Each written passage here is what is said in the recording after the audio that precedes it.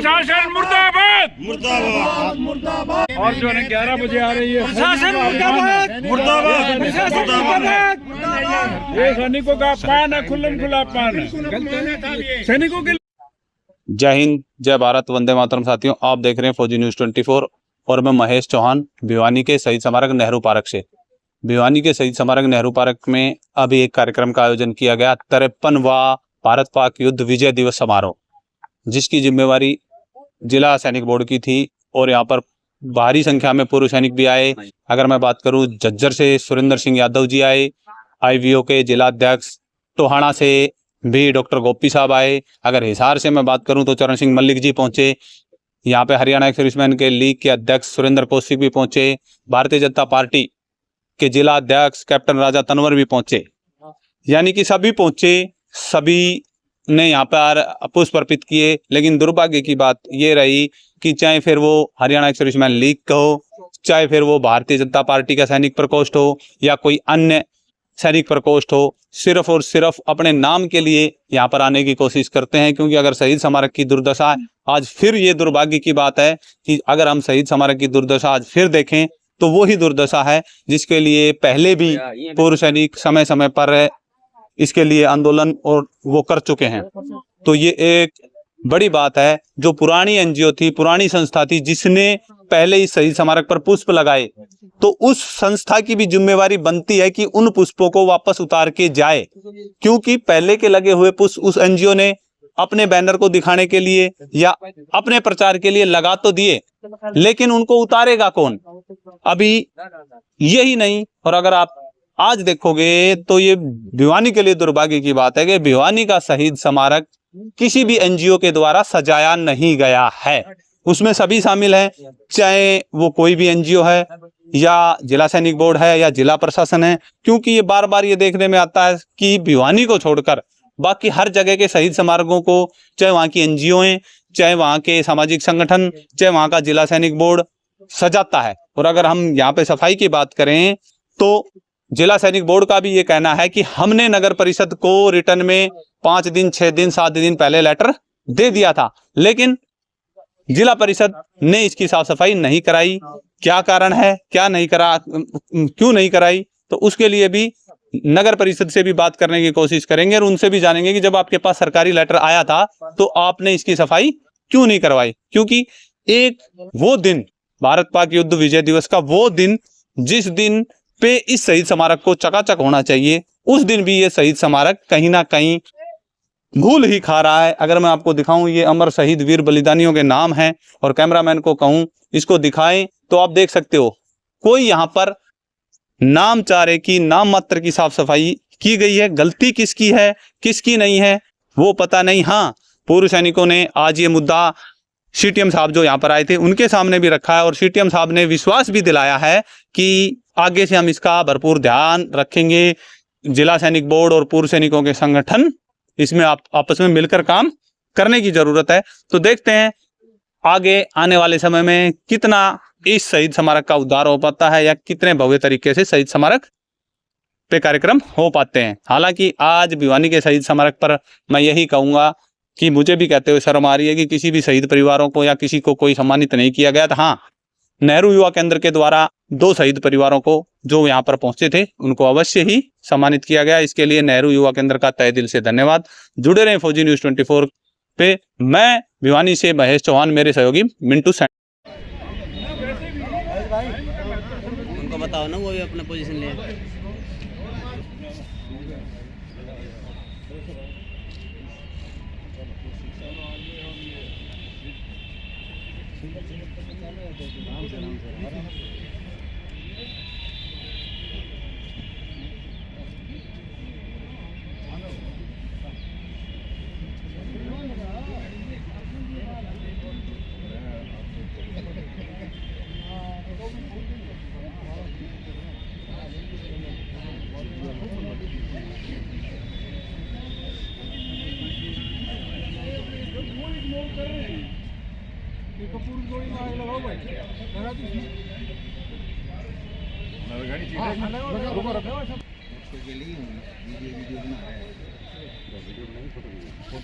Photo ली है।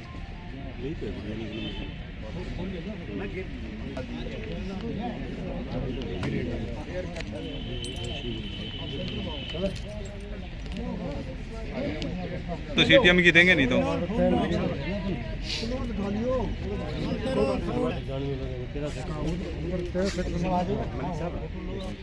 Hello साहब, photo लेनी है, हो गया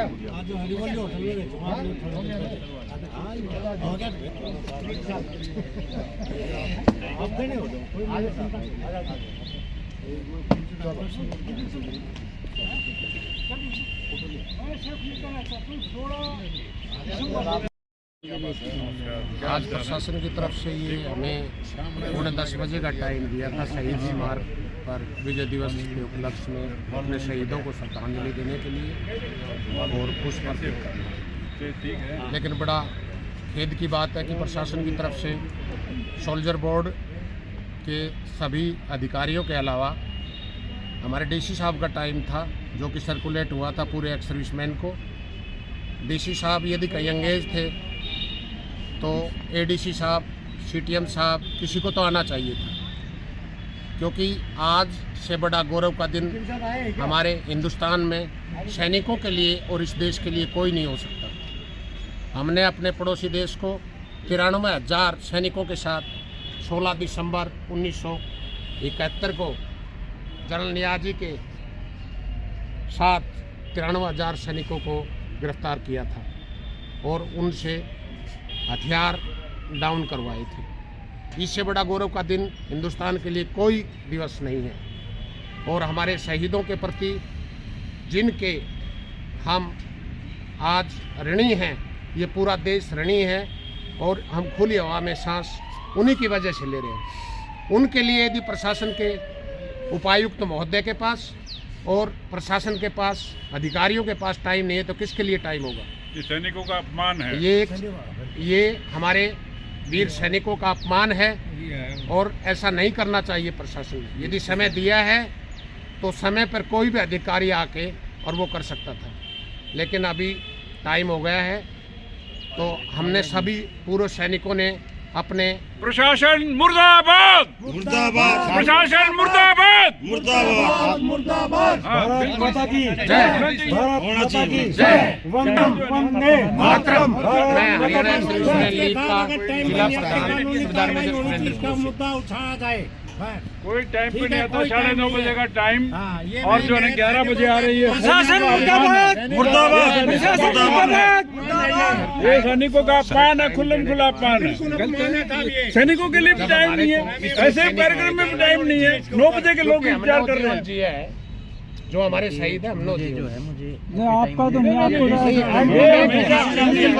first time on every occasion we have been ignored by the administration. करो सर, तीन तो ये सेलिब्रेट है। ये आज की बात नहीं है, मैं पिछले साल की बोल रहा हूँ। गलत बात है, पिछले साल की बात। सोल्जर बोर्ड आया हुआ है सर, सुबह से ये तैयारी पे लगे हुए हैं, कल से लगे हुए हैं। ये देखो, और ये सरकारी प्रोग्राम है, अपमान है। आप ही देखो अपनी नजर पुरानी चिंदी अभी तक लगी है, कोई साफ सफाई, कोई मेंटेनेंस समाज के लिए कोई फंड नहीं है। मैं इसका जवाब जानता हूँ क्या होता है, क्या नहीं होता। भी तो आ सकता है साहब। ठीक है, ये शहीदों का अपमान है जो पुरानी मालाएं टंग रही है। मैं हिसाब से यहाँ आया हूँ, मैं 9:30 बजे मैं खुद यहाँ होना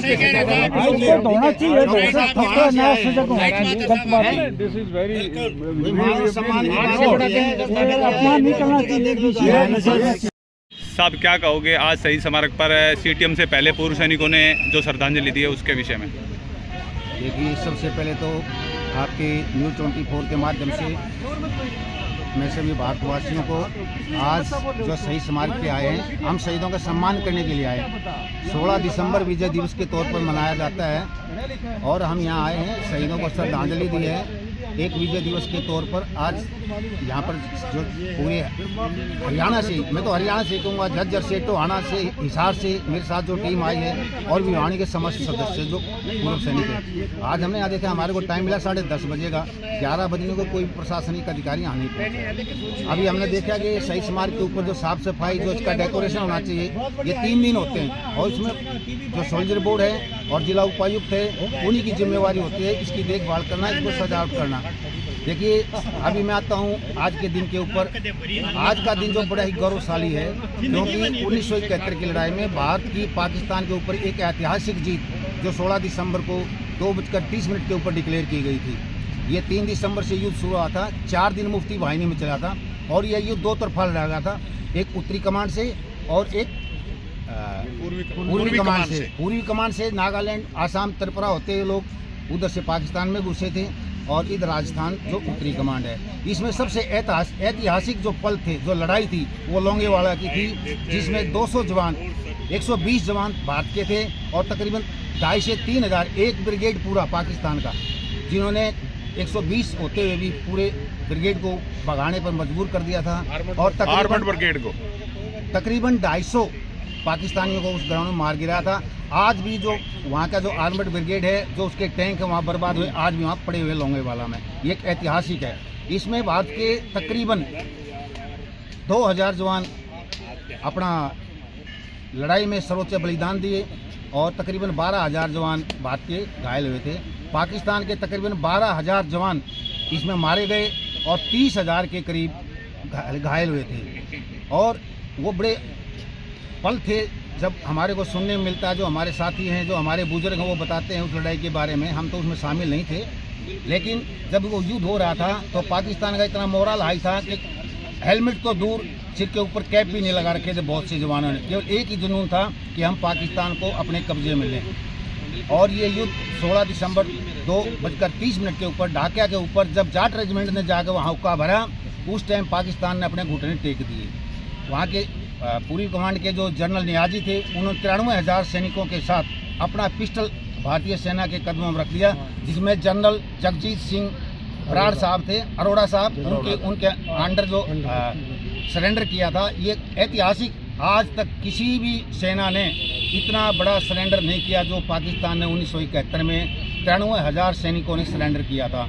ये एक पाकिस्तान को गुलाम करने वाला था, लेकिन भारत की एक ही एम थी, या तो राजनीतिक समझें या कुछ भी समझें, क्योंकि पाकिस्तान भारत को 2 तरफा दिक्कत देता था, उत्तरी कमांड से और पश्चिमी कमांड से। इसलिए जो पश्चिम कमांड थी, पश्चिम कमांड ने बांग्लादेश को भारत से अलग करके एक इतिहास रचा और उस अपनी जो बाईं बाजू थी उसको अपने आप में मजबूत करने का काम किया। धन्यवाद सर।